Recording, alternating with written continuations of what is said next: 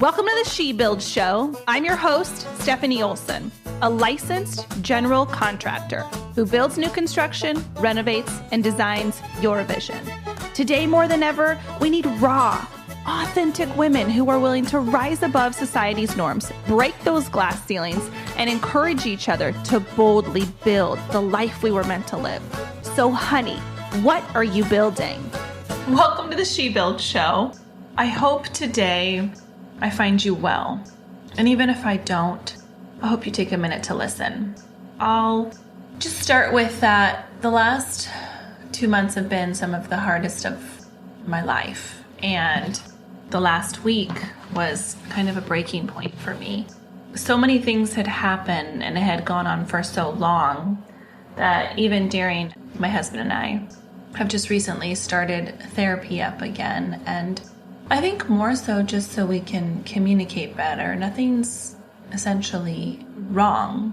It's just, I don't ever want there to be anything wrong. And if we could do better and communicate more and ensure our love, I want to commit to that. And I had a little meltdown in our session last week, and the therapist immediately told me, because I was just crying, like I hadn't had anybody ask me how I was doing. I haven't had a moment to express the pain, the sorrow, the sadness, the hurt that I had experienced over the last period of time. And, I had a moment and it just all came pouring out. And immediately she said to me, well, you really should consider getting on antidepressants. And I was so offended. Like immediately I shut down and I was like, all the bad names I wanted to call her. This lady had known me for a matter of 1 hour. It was our second half-hour session with her. And I was so offended because there'd been a time in my life where I actually was on antidepressants. And it was over 7 years ago. And it was the lowest point in my life, the lowest time period of my life. And I will never forget trying to get off of them.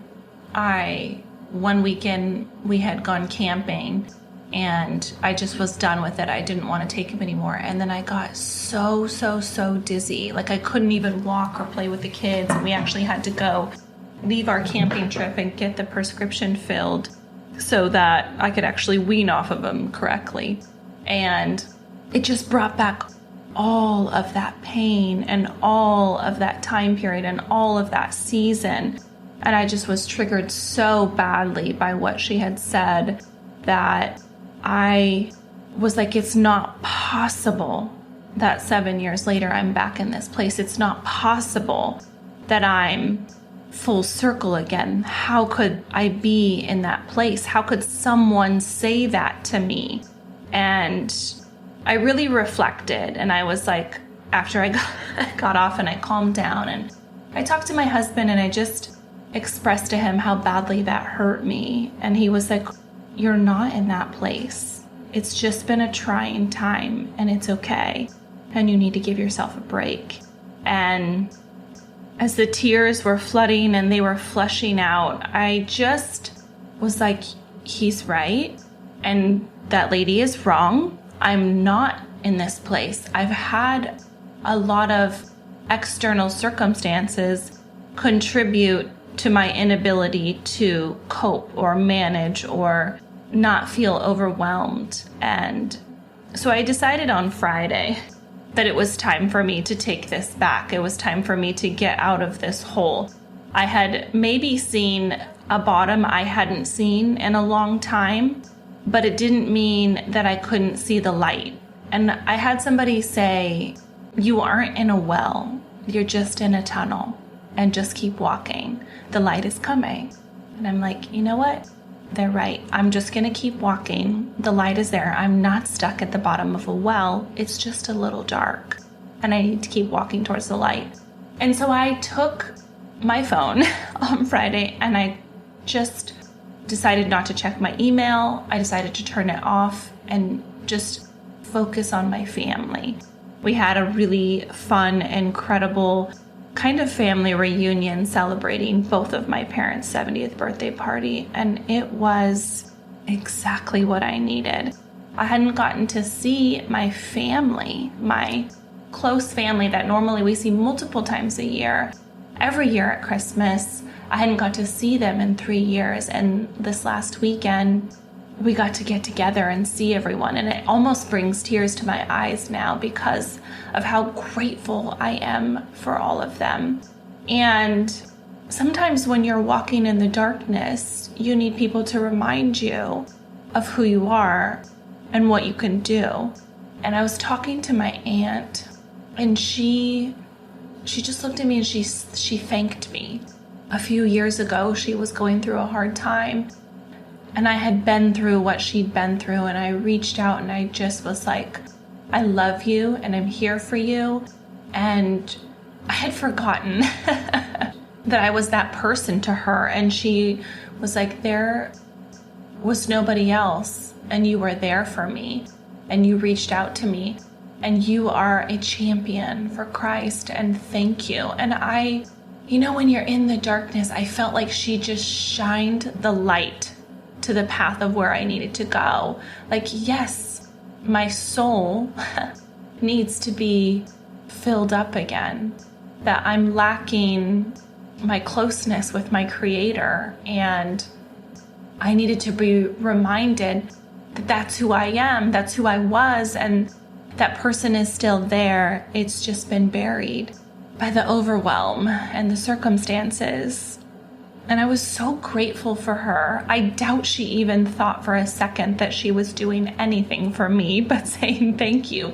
But she just reminded me that that's right.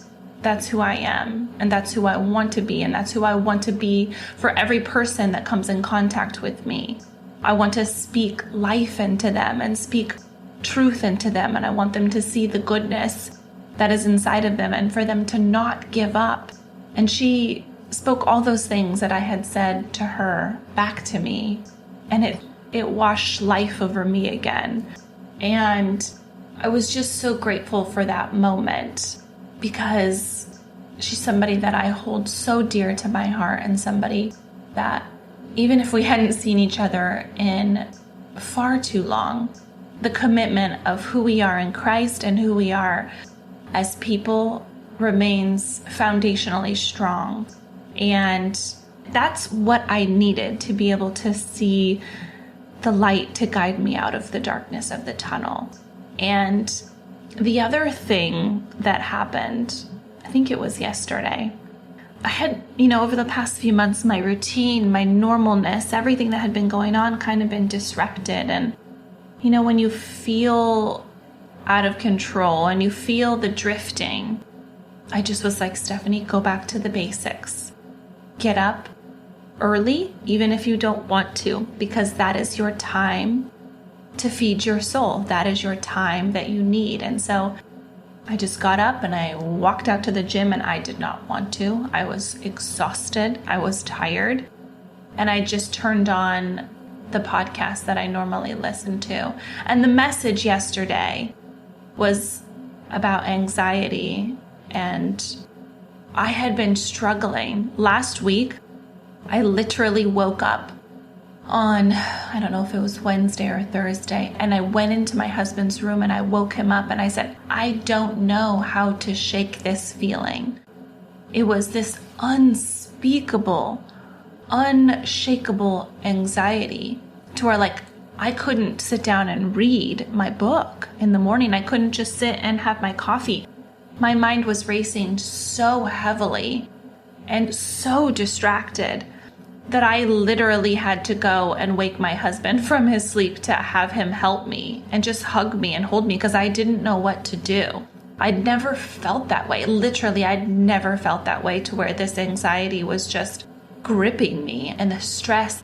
I don't even know how to describe it, besides for me to walk up to someone, especially just that's so abnormal for me to reach out to ask for help or to say, I'm not okay. And I did. I sat there and I was just like, I'm not okay. And I admitted it. And I told him it's too much and I need help and I don't know what to do. And it was just a low point for me and an experience with anxiety that I'd never had before.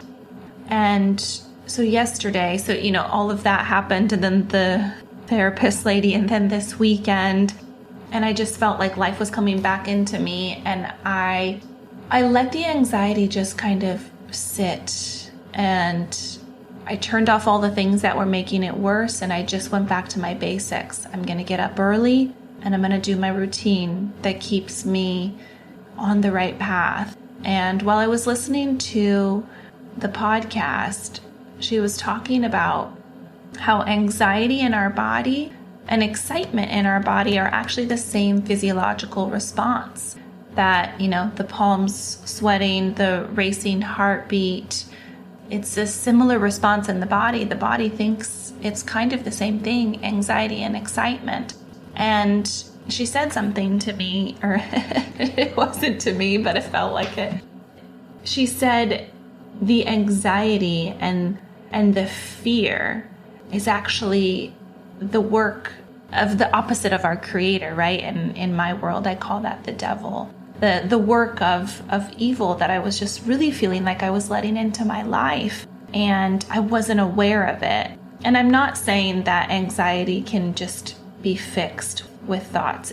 It did help me to be more aware of what I was letting into my mind and my heart, and to also know that God has me, that everything is working for my good, and every single thing I go through is a blessing and something I can learn from.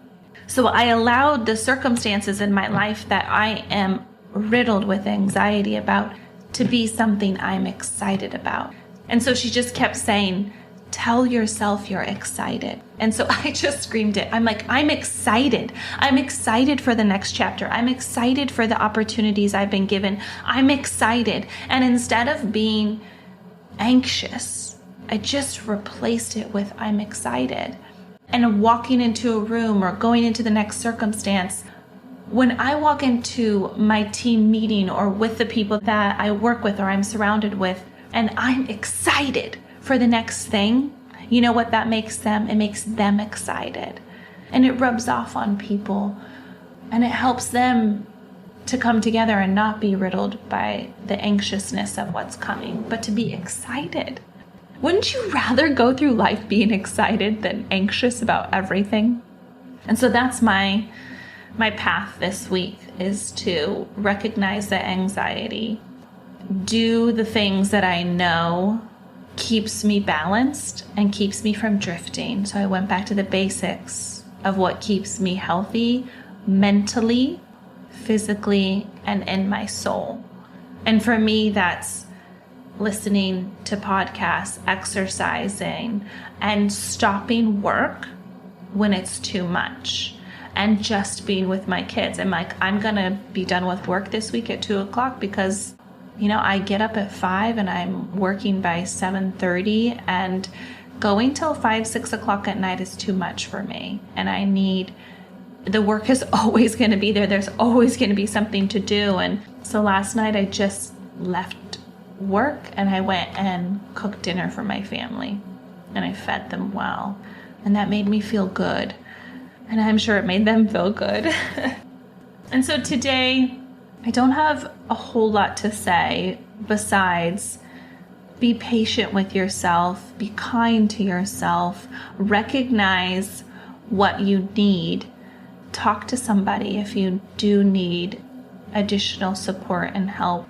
And if you've experienced something full circle that was similar to something many years ago, I always have this vision in my mind of, life is very circular. So if you were to draw a circle, kind of like on a linear line, and every time you drew that circle, you scooched your pen forward maybe 1/4 of an inch. So you weren't drawing the circle on top of each other, but the space in between the circles kept moving forward. That's kind of how I feel about life, that every time it comes back around, I'm not on the exact same circle. I've moved forward. I know how to deal with this circumstance better than I did before. And I felt like I was able to get out of where I was so much quicker, and I was able to move forward so much quicker, and I was able to recognize what I needed and to do it and implement it, and not just bury myself at the bottom of the well and give up. It was like, no, we're just circling back. We're getting reminded of the things that I need to place as priorities in my life. And for me, that's my family, my husband, the people I love, and to pour into them and to make sure that I'm caring for myself and I'm living out a life of purpose, on purpose, that my passion and the things that I do are on purpose. Live well today. Go and do something kind for yourself and maybe for somebody else, because the way that we can serve in this world is how we get to where we want to go. May your day be blessed and full of life. Thanks for joining me today on the She Builds Show. My name is Stefanie Olson. My hope is that this episode leaves you feeling empowered and ready to boldly take that step into building the life that you envision, 1 2x4 at a time. And if you can do me a quick favor, please leave me a 5-star review on iTunes. I get giddy over reading the reviews each week, and I will choose one special person to win some She Builds swag. Make sure you add your name to the review, and I'll reach out if you're the winner. Thanks again for hanging out. Be sure to visit me at theshebuildshow.com, where you can ask me questions and share with me what you're building.